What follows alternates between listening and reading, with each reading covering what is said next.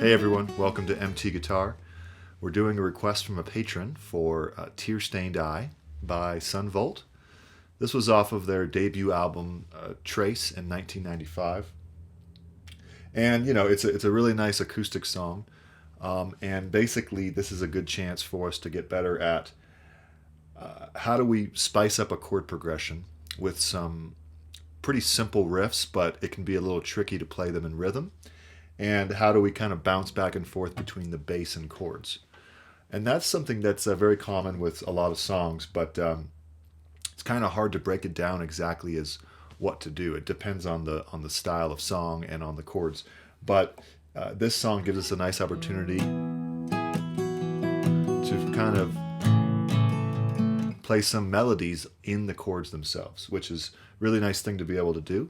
There'll be a tab for this on the Patreon with the chords written out and a chord sheet as well. And remember to subscribe, hit the bell icon, and the thumbs up.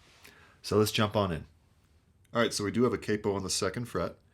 And we have these chords here, which are pretty simple, but we're going to obviously jump into sort of the exact parts of the recording.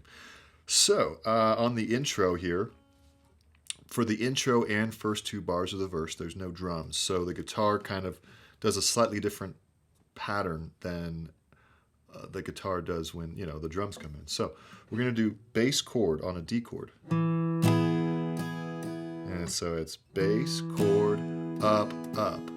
Okay? And then again, bass chord up. Sorry, bass down up. Then you lift the first finger, 3rd string, to do open 3rd string. And we do our first little riff here. That's going to be down, up, keeping these fingers down on the D chord. Then you hit the bass, 4th string, and hammer on. It's like a ghost hammer, really cool. Bass, bass. Right? So, nice and slow, that whole line. Here we go. 3, 4, bass, chord, up, bass, down, up, hammer. Good. It's important to hammer in rhythm, right? As an 8th note. See that? Okay. So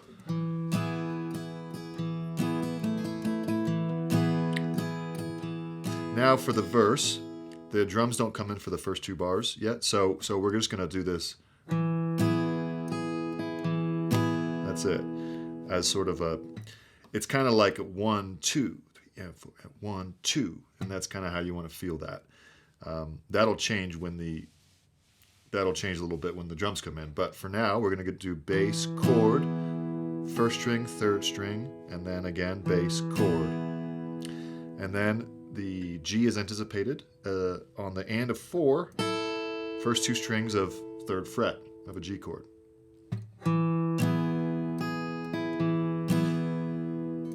And then we start our basic pattern, okay? So on the G chord here, it's the type of G with all 4 fingers, and we're gonna do 2 down strums, but then the melody comes in. And how we want to think of this melody is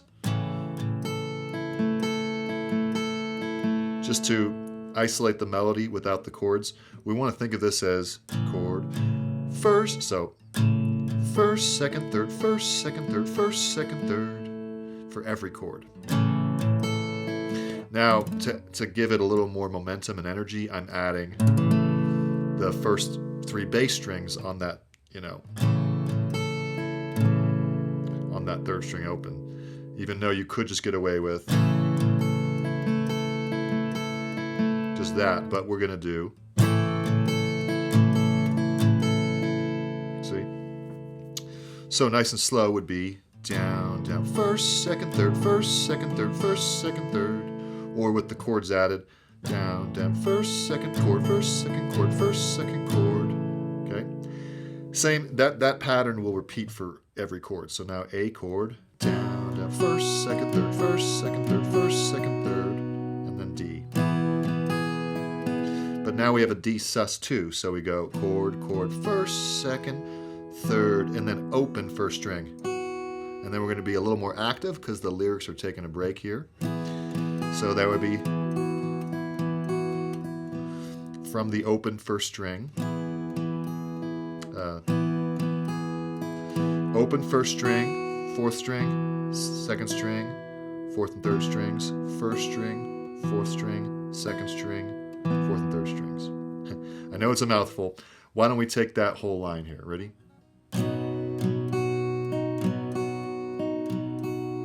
Here we go.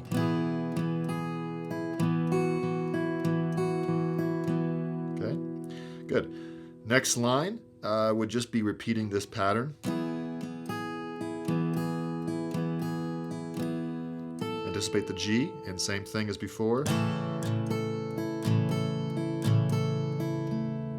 Okay, now A, same thing. D, same thing.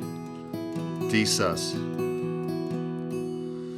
All right, that's where it gets a little more active. Then we do the chorus, and the chorus is just basically the same thing as the verse with different chords, and also a little more active on the bass. All right, so I'll show you what I mean here. D.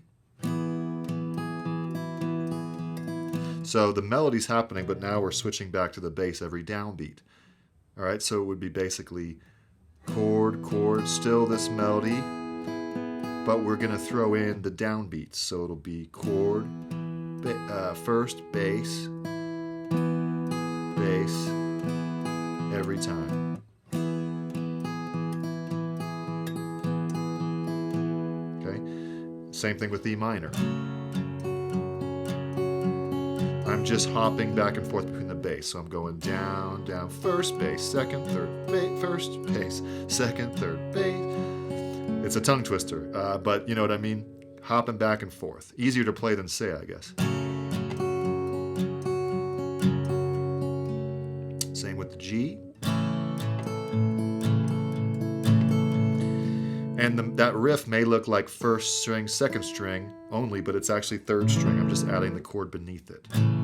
First, second, third, first, second, third. See? Back to the D. This time there's no sus on the chorus. Repeat. E minor, same as before. This time, instead of G, we go to A. Same riff to D. D sus. Okay? Good. And then we have an interlude with a little lap steel solo, really nice. It's just the same chords as the first 4 bars of the chorus. D, E minor, G to D. Then it goes back to the second verse and chorus, and the only difference is the first 2 bars of the verse are just the normal pattern, not the sparse pattern without drums, right? Third verse, there is no drums for the first 4 bars. No, 8 bars. So we go back to that first 2 bar pattern of the verse, which is down, down. So it would be basically the riff slowed down. Bass, chord, first, second, bass, chord. Same with the G. First, second, bass, chord, first, second, bass, chord, first. And then he does a sus, so it's kind of cool. So bass, chord, first, now pinky on 3rd fret, 2nd string, and then keep the sus going. Bass, chord, like that, and then D. And then he does a little riff here on the D to lead into the drums coming in. Bass, chord, first string, 3rd, first, 4th, first, first, second. All right, so that whole 3rd verse, first 8 bars would be.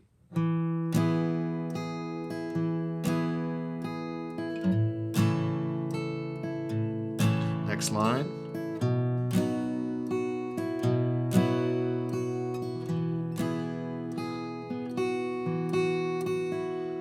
Now we're back to the regular part when the drums come in, which we've covered. Sorry.